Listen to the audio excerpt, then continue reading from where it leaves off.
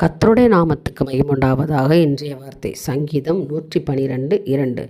அவன் சந்ததி பூமியில் பலத்திற்கும், செம்மையானவர்களின் வம்சம் ஆசீர்வதிக்கப்படும்.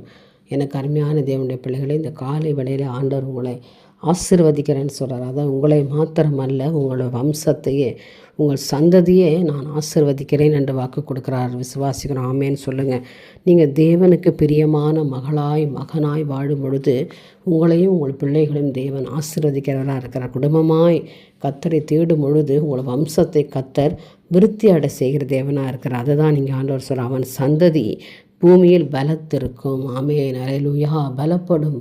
நான் பலுகவும் பெருகவும் செய்வேன். அவனுக்குள்ளே ஒரு ஆசீர்வாதத்தை நான் உண்டு பண்ணுவேன்.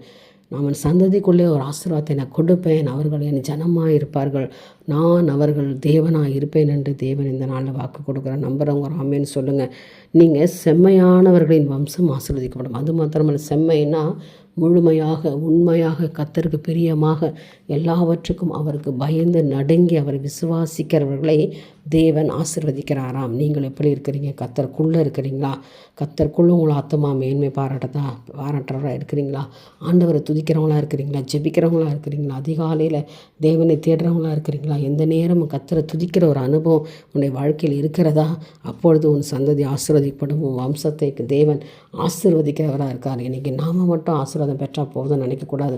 நம்முடைய பிள்ளைகளும், நம்முடைய குடும்பமும், நம்முடைய சந்ததி தழைக்கும்படியாய் தேவனுடைய கரத்தில் நம்ம ஜெபிக்கணும். ஆண்டவற்றின் ஆசீர்வாதத்தை பெற்றுக்கொள்ளணும். இந்த நாளில் அப்படியாய் நீங்கள் தேவன் கரத்தில் ஒப்பு கொடுத்து ஜெபம் பண்ணுங்கள்.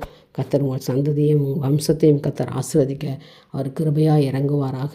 என் தேவனுக்கே மகிமை உண்டாகட்டும். ஆமேன்.